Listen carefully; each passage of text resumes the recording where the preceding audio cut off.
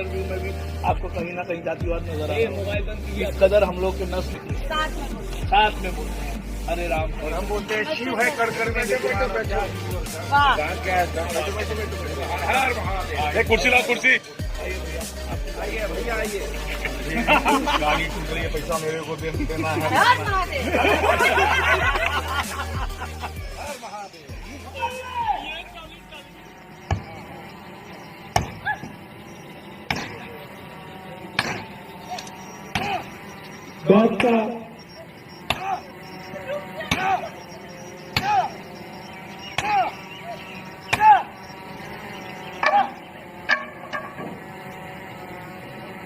अंदर नहीं। Okay credit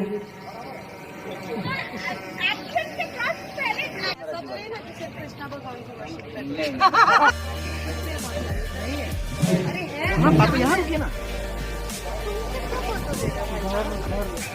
मुझे अच्छा लगा।